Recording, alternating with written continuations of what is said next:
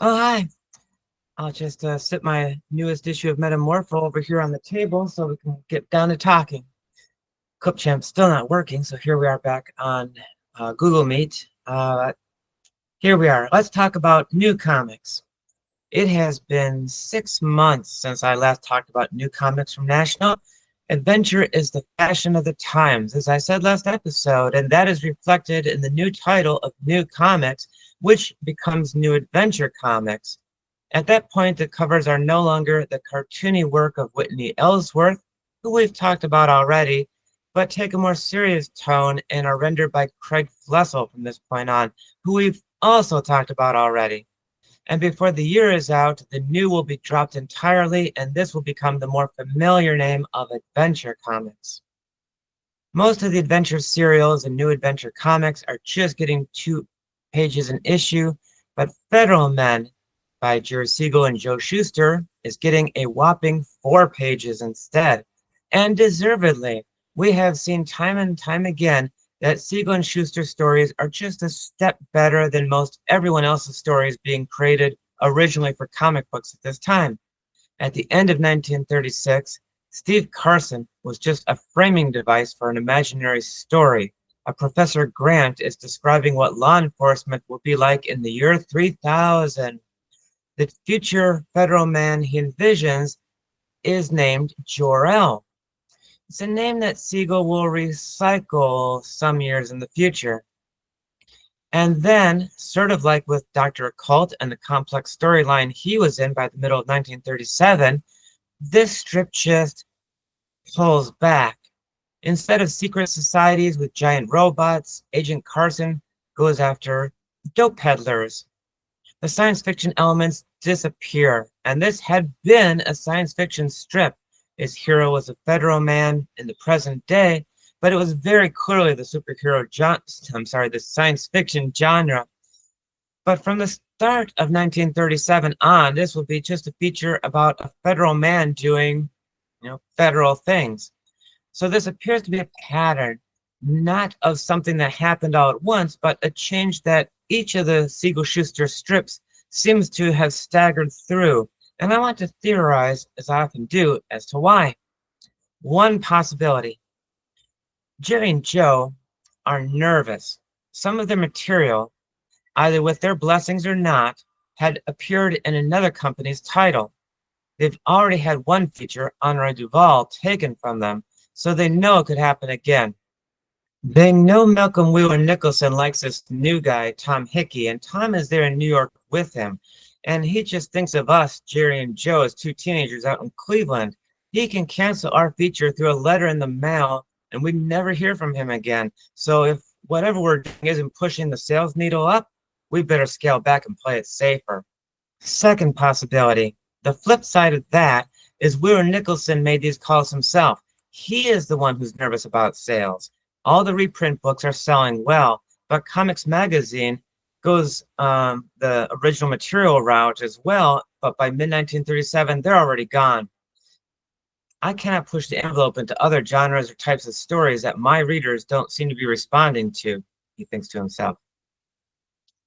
Third possibility, and I hinted about this one before, Jerry and Joe are just distracted with another big project. It could be Superman. It could be Slam Bradley. Who's Slam Bradley, you ask? Don't worry, that episode is coming. Fourth possibility. There's a financial incentive to pull away from really dangerous cases to ones that boys can help Agent Carson on. Jerry and Joe are still pushing a junior federal men club, thinking perhaps that this will prove to Wheeler Nicholson that they are onto something with a loyal fan base. What better promotional tool for club membership than to include fictional members in the stories? So for a while, Agent Carson seems to be teaming up with little boys an awful lot. So in 1937, we're seeing more adventure, but less envelope-pushing adventure. Indeed, 2 of the best features in New Adventure comics at this time are competent but fairly standard adventure serials straight out of the pulp fiction tradition, just the way Wheeler Nicholson seems to have liked it, and both likely written by him. They are The Golden Dragon and The Monastery of the Blue God. You note that None of these titles, including Federal Men, mention any characters by name because these are plot-heavy features with largely interchangeable lead or ensemble characters. Speaking of ensemble casts, the Golden Dragon I talked about way back in episode 18 when I actually gave away the surprise ending of the serial early. Sorry, anyone who's watching that. It does kind of have two lead characters, Ian Murray and Ken Cockerell, but it's really a cast of 8 or 9, and that's a pretty ambitious thing for a feature that never ran longer than 6 pages an issue. These 9 characters, most of them Americans, were all traveling through Mongolia in a merchant caravan when it was attacked by Mongols led by a villain named Torgadov.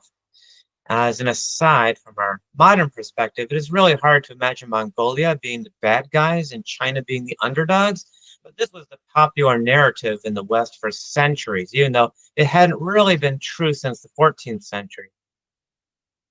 At the beginning of 1937, we are on episode 8 of 31 of this serial, which seems like it's really long, but at 4 to 6 pages an issue, it's not really. And to escape from their attackers, our ensemble flee into a spooky and mysterious monastery. And the reason this long-forgotten serial has been featured twice by me now is primarily because of how impressed that I was with how it relies on Tom Hickey's temple, just dripping with atmosphere, dark shadows, and secret passages full of sneaky priests as a sort of character in its own right. It doesn't all take place inside the monastery. There are side plots where characters getting captured by the Mongols and then they have to leave to go save them and come back. But exploration is emphasized in the strip at least as much as fighting bad guys, which is very unusual for its time and frankly most of comic book history. The Monastery of the Blue God is a shorter serial that starts here in early 1937 and also starts in Paris right after the Great War and is, in a way, the Golden Dragon in reverse. Instead of being set mostly in a monastery in Mongolia, this serial is mostly about getting our hero, American war vet Captain Douglas Stewart, to said monastery in Mongolia. It gives him a strong motive for going. He's going to steal or recover, depending on how you look at it, the monastery's treasure to impress the woman who turned him down for marriage, but she'll marry him if he's rich with his treasure from Mongolia. It also gives him a rival, a villain, who also knows about the treasure and is going to race him to it. And there's a lot of setup and a lot of building up to getting to the monastery. And there's a pretty good payoff, but not as good as the Golden Dragon serial. Now, the artwork for Monastery of the Blue God is from Munson Paddock, one of my favorite undervalued Golden Age comic book artists. Although this example looks a little raw and amateurish, Munson was no stranger at illustration and comic strips. He was, in fact, one of the most experienced artists working on original comic book material at this time. He was a magazine and newspaper artist, and his features had appeared in newspapers like the New York Herald, the New York Evening Telegram, the Los Angeles Times, and Judge Magazine. He had been making comic strips since 1907, starting with Mr. Bluff and The Wisdom of Weisheimer, plus other strips you've never heard of. Any weaknesses in the page I just shared betray an unfamiliarity with full-page layouts, since his strips had always been short and he'd never done Sunday pages. But by 1939, Munson's page layouts will be much more assured, and I will, for sure, be talking about him again at length when we get to features from Fox like Chen Chang and Tex Maxon.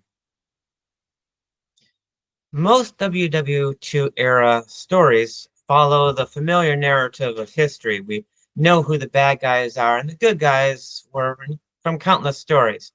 But what's really interesting here is to see writers in 1937 trying to guess how things were going to play out in Europe and Asia. Here in the Monastery of the Blue God serial, we get hints of Russian intrigue in China, and more interesting still is the casting of Poland and Sweden as bad guys.